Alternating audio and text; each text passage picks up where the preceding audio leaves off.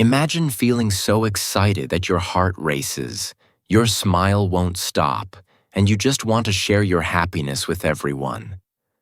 But the words in English feel too small to express it. Or picture a moment when you're nervous, curious, and thrilled all at once, and the usual words like happy or sad just don't capture it. Talking about feelings doesn't have to be difficult or boring. It can be fun, colorful, and full of life. English is full of creative ways to describe emotions. Instead of simply saying, "I'm happy," you can say, "I'm on cloud 9," or "I'm over the moon." Feeling nervous? Try, "I have butterflies in my stomach," instead of the plain, "I'm nervous." These small changes make your speech more natural, vivid, and memorable. In this video, we will explore fun and practical ways to talk about feelings in English. You'll discover lively vocabulary, playful idioms, and phrases that express both simple and complex emotions. You'll even learn how to describe mixed feelings, like being both sad and excited at the same time. We'll also include easy exercises and examples so you can practice using these expressions in daily conversations. By the end, you'll be able to share your feelings clearly, confidently, and creatively, making your English sound alive and expressive. Get ready to step into the world of feelings, and let's make your English fun, natural, and unforgettable. 1. Why talking about feelings is important. Emotions play a huge role in our everyday lives. Every decision we make, big or small, is influenced by how we feel. From choosing what to eat for breakfast to deciding on a career path, our emotions guide us in ways we often don't even notice. Because feelings are such a big part of life, being able to express them in English is extremely valuable. When you can clearly describe what you feel, you can communicate more effectively with others, whether in casual conversations with friends, at school, or in professional settings. Expressing feelings also helps you connect with people on a deeper level. Imagine telling someone, "I'm frustrated because my plan didn't work out," instead of just saying, "I'm upset." The first sentence shows exactly what you feel and why, which allows the listener to understand and empathize with you. Sharing emotions this way creates stronger relationships and encourages others to open up about their feelings too. It turns simple conversations into meaningful exchanges, building trust and connection. English is full of fun, expressive, and creative ways to describe emotions, far beyond the usual words like happy or sad. For example, instead of happy, you could say thrilled, on cloud 9, or over the moon. Instead of sad, try heartbroken, down in the dumps, or blue. Using these alternatives not only makes your English more interesting, but it also allows you to express subtle differences in your feelings. Sometimes you might be a little nervous or excited and anxious at the same time. Being able to describe these shades of emotion makes your speech richer and more natural. Finally, knowing how to talk about feelings makes your conversations more vivid, memorable, and human. People remember the way you make them feel through your words, and using expressive emotional language helps you leave a stronger impression. It's not just about learning vocabulary. It's about communicating your inner world, connecting with others, and bringing your English to life in a fun and meaningful way. 2. Common feelings and exciting alternatives. When learning English, many people rely on basic words like happy, sad, angry, or scared to describe their emotions. While these words are correct, they often sound too simple or ordinary. The good news is that English offers a wide variety of fun, colorful, and expressive alternatives that make your conversations more interesting and lively. By using these words, you can communicate your feelings more precisely and make people truly understand what you're experiencing. Let's start with happiness. Instead of just saying, "I'm happy," try expressions like over the moon, on cloud nine, thrilled, or delighted. Each of these words adds a slightly different shade of meaning. For example, if you say, "I'm thrilled," it shows excitement and energy, while "I'm over the moon" communicates a joyful, almost dreamy happiness. Using these words makes your English sound natural and enthusiastic, instead of plain or flat. When it comes to sadness, there are many expressive alternatives as well. Instead of just sad, you could say down in the dumps, blue, heartbroken, or miserable. Saying, "I feel down in the dumps," gives a casual, relatable tone, while heartbroken conveys deeper emotional pain. By choosing the right word, you can clearly communicate how intense or mild your sadness is. Anger and frustration are emotions we often need to express too. Words like frustrated, mad, fuming, or annoyed can help you do that. Fuming shows strong anger, while annoyed is milder and more everyday. Similarly, feelings of surprise can be expressed with astonished, flabbergasted, shocked, or taken aback. These words are more descriptive than simply saying surprised and help convey your reaction vividly. For fear or nervousness, English offers words like jittery, anxious, terrified, or uneasy. Jittery describes a light nervous feeling, while terrified indicates intense fear. By selecting the right word, you can communicate exactly how strong your feeling is, instead of leaving your listener guessing. Tip: feelings often come in shades, and mixing words is a great way to express complex emotions. For example, "I'm a little anxious but also excited" shows that you are experiencing two emotions at once. Similarly, "I'm thrilled but nervous about my first day at work" combines excitement and anxiety naturally. Using combinations and alternatives not only makes your English richer and more expressive, but also helps people understand exactly what you are feeling in real-life situations. 3. Idioms and metaphors to sound like a native. One of the most exciting ways to express feelings in English is by using idioms and metaphors. These are phrases that often don't make literal sense but carry a strong emotional meaning.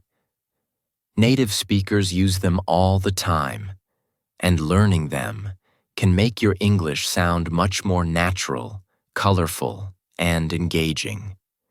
Instead of relying on simple words like happy or nervous, idioms allow you to paint a picture of your feelings. For example, if you want to say you are extremely happy, you can use the idiom, "I'm on cloud nine." It gives a sense of floating above the world with joy. Another common one is, "I'm over the moon," which expresses a similar excitement but with a slightly more playful tone. These idioms make your speech more lively and help listeners feel your emotions vividly. When you are nervous or anxious, a fun and relatable expression is, "I have butterflies in my stomach." This idiom captures that fluttery, uneasy feeling before a big event, like giving a presentation or going on a first date. Instead of simply saying, "I'm nervous," this phrase adds personality and depth to your speech. There are also idioms for less positive feelings. For instance, "I'm feeling under the weather" is a common way to say you feel sick or a bit low in energy. It's much more natural and casual than just saying, "I feel sick." If you find yourself in trouble, you might hear someone say, "I'm in hot water." This idiom communicates difficulty or a problematic situation in a vivid, memorable way. Fun idea. Try using one new idiom each day in your conversations or writing. For example, after completing a difficult task, you could say, "I'm on cloud 9." Over time, these expressions will become a natural part of your English, making your conversations sound playful, expressive, and confident. Using idioms and metaphors doesn't just improve your vocabulary. It helps you connect with people naturally, show personality, and express emotions in ways that plain words can't. Start with a few simple ones, practice them, and watch your English come alive. 4. How to talk about mixed emotions. Life is rarely as simple as feeling just happy or sad. Often, we experience more than one emotion at the same time, and English provides many ways to express these complex feelings clearly and naturally. Talking about mixed emotions not only makes your English more expressive, but it also shows maturity and nuance in how you communicate. For example, leaving a school or a city that you love can bring a combination of feelings. You might say, "I'm bittersweet about leaving my school." The word bittersweet perfectly captures the mix of happiness for the experiences you had and sadness for saying goodbye. Similarly, starting a new job or a new chapter in life often comes with both excitement and nervousness. You could say, "I'm excited but nervous about starting my new job." This lets the listener understand that your feelings are complex. You're eager for the opportunity, but also aware of the challenges ahead. Childhood memories often bring mixed emotions as well. You might feel joy remembering fun times, but also a touch of sadness knowing that those days are gone. Saying, "I feel both joy and sadness when I remember my childhood," clearly communicates this dual experience and makes your English sound reflective and thoughtful. Another way to express mixed emotions is by combining idioms or descriptive phrases. For instance, you might say, "I'm thrilled but also a little on edge about the performance tonight." Or, "I'm happy to see her succeed, but I can't help feeling a little jealous." By using combinations like these, you capture the subtle shades of emotion that plain words cannot convey. Tip: talking about mixed feelings demonstrates that your English is more sophisticated and natural. People will understand not only what you feel, but also how deeply you feel it. Practicing these expressions in writing or speaking will help you communicate your emotions accurately, vividly, and confidently in real-life conversations. 5. Fun activities to practice. Talking about feelings. Practicing how to talk about feelings in English doesn't have to be boring. In fact, there are many fun and interactive activities that can help you express emotions naturally, build vocabulary, and improve your confidence. One of the simplest yet most effective methods is keeping an emotion diary. Every day, write down how you feel in English. Try to use new words or idioms you've learned. For example, instead of writing, "I'm happy," you could write, "I'm thrilled because I passed my exam." Over time, this practice will help you notice subtle differences in your emotions and make it easier to express them clearly in conversations. Another exciting activity is role-play conversations. Imagine yourself in different situations: winning a prize, failing a test, meeting a celebrity, or starting a new job. Act out how you would react and describe your feelings using expressive words. For example, you could say, "I was over the moon when I won the prize," or "I felt heartbroken when I didn't pass the test." Role-playing makes learning active and fun, and it helps you practice using emotions in real-life contexts. The Guess the Feeling game is another playful way to learn. Write different emotions on cards, then act them out, or describe them in English while your friends guess the feeling. For example, you might act nervous and say, "I feel jittery because I have a big presentation." This game improves both speaking and listening skills while reinforcing emotional vocabulary. Finally, try storytelling. Share a short story or a personal experience and describe how you and others felt. For example, "At first I was nervous about performing, but then I felt relieved when the audience applauded." Storytelling helps you combine vocabulary, idioms, and expressions naturally, making your English more vivid and memorable. By practicing these activities regularly, you'll gain confidence in expressing emotions, expand your vocabulary, and make your English conversations more lively, playful, and natural. 6. Tips to sound natural in English. Expressing your feelings in English is not just about learning words. It's also about how you say them. One of the most important tips is to use intonation and gestures. Your voice, tone, and body language play a huge role in communicating emotions. For example, saying, "I'm so happy," in a flat, monotone voice doesn't convey much excitement. But if you raise your voice slightly, smile, and use hand gestures, the listener can immediately feel your happiness. Similarly, when expressing nervousness, a slight hesitation in your voice, a nervous smile, or shifting your weight can make your words more believable and natural. Intonation and gestures are key tools that bring your words to life. Another tip is to connect words to real-life experiences. Words become much easier to remember and use when they are meaningful to you. For example, instead of just memorizing the word thrilled, think about a time you were truly thrilled. Maybe when you passed an important exam or met someone you admire. Then practice saying, "I was thrilled when I finally completed my project." Linking emotions to personal experiences helps your English sound authentic and allows others to connect with your feelings.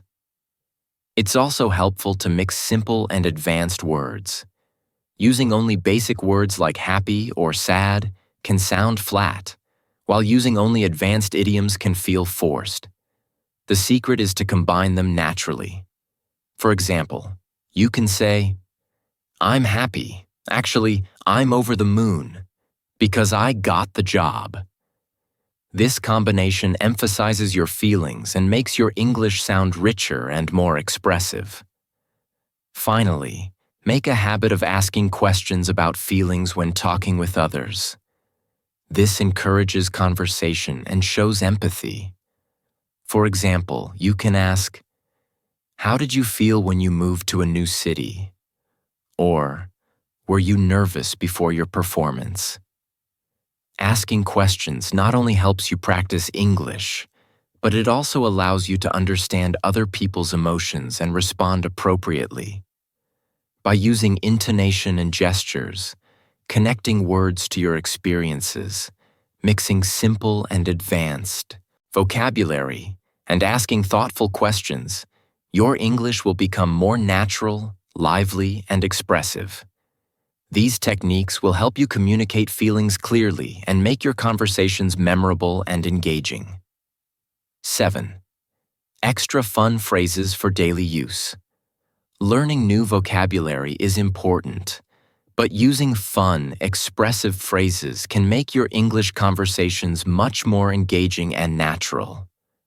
Instead of relying on simple words like happy, sad, or nervous, try using colorful phrases that show personality and emotion. These phrases are widely used by native speakers and will help you sound lively and confident in everyday conversations. For example, instead of saying, "I'm happy," you can say, I'm thrilled to bits. This phrase communicates excitement and joy in a playful way, making your happiness feel more genuine and vivid. If you're feeling slightly sad, instead of just, I'm sad, try saying, I feel a bit blue today. This phrase softens the emotion and sounds casual, making it perfect for daily conversation with friends or family. When you feel nervous or anxious about something, a phrase like I'm on edge about the exam captures that uneasy, tense feeling much better than the simple word nervous. Similarly, when you're surprised by something amazing, saying, I couldn't believe my eyes, makes your reaction more expressive and engaging than just saying, I'm surprised. This phrase creates a visual image and helps the listener feel your astonishment. For moments of extreme excitement, try I'm bubbling with excitement. This phrase conveys energy and enthusiasm, making your emotions tangible to the listener. It's perfect for sharing good news, celebrating achievements, or simply expressing joy in daily life. Tip: using these fun phrases regularly will make your English more lively, memorable, and natural. Try to practice 1 or 2 new phrases each day in your conversations, writing, or even social media posts. The more you use them, the more naturally they will come to mind when expressing your emotions. Over time, these phrases will help you communicate feelings vividly, connect better with people, and make your English conversations more playful, confident, and expressive. By adding fun phrases like these to your vocabulary, you can transform simple statements into dynamic, emotional, and memorable expressions, taking your English to the next level. 8. Cultural tips. When learning to talk about feelings in English, it's important to remember that context and culture matter. English is spoken in many countries, and how people express emotions can vary depending on the situation, the relationship between speakers, and the setting. Understanding these cultural nuances will help you communicate more naturally and avoid misunderstandings. In casual conversations with friends or family, expressing emotions freely is usually welcomed. Native speakers often use playful, exaggerated, or colorful phrases to describe feelings. For example, saying, I'm over the moon, when something good happens is perfectly normal, and people understand it as an enthusiastic expression of happiness. Similarly, idioms like, I have butterflies in my stomach, or I'm on edge, are commonly used to describe nervousness or anxiety in informal settings. Using these phrases with friends or peers can make your English sound lively, natural, and relatable. In more formal or professional settings, however, you may need to be more cautious. For example, instead of saying, I'm furious with my coworker, it's better to use milder expressions like, I'm frustrated about this situation. Similarly, while casual phrases like I'm on cloud 9 are fun, in a professional email or presentation, you might use I'm very pleased or I'm delighted to maintain a polite tone. Knowing when to tone down your language is an important cultural skill that helps you communicate effectively without sounding too informal. Another important cultural tip is understanding mixed emotions and subtlety.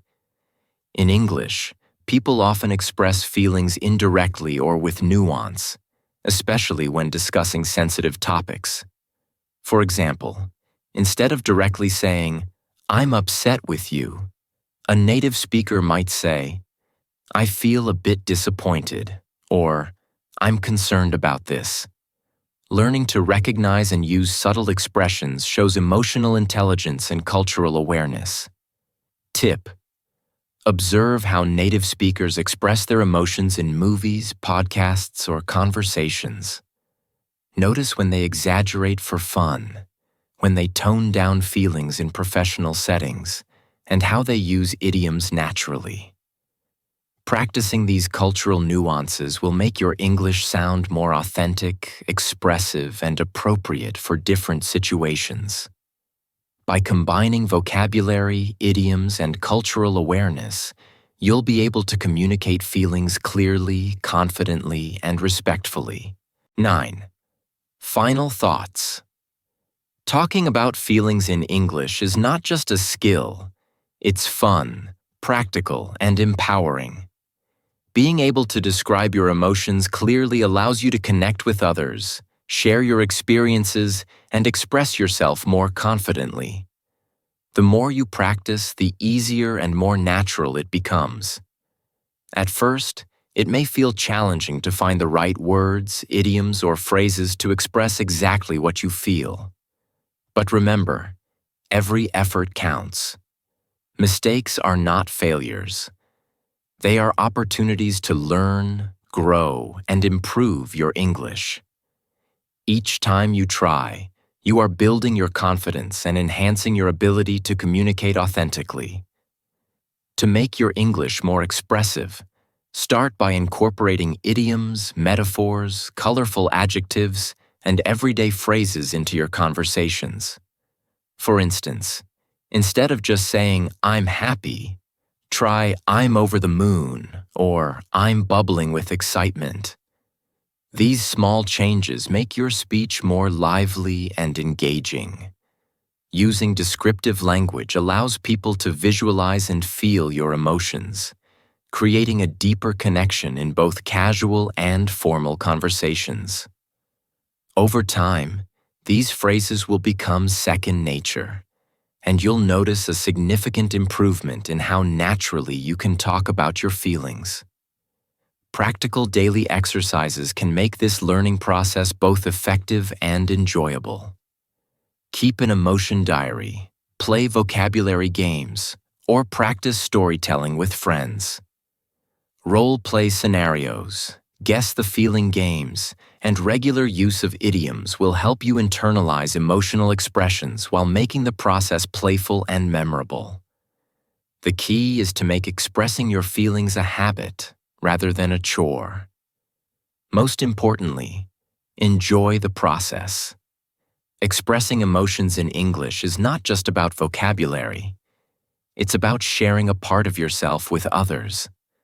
The ability to communicate feelings clearly brings you closer to people, makes your English sound natural, and empowers you to engage in meaningful conversations. Start today. Write, speak, play, and explore your emotions in English, and you'll find that expressing yourself can be as rewarding as it is fun.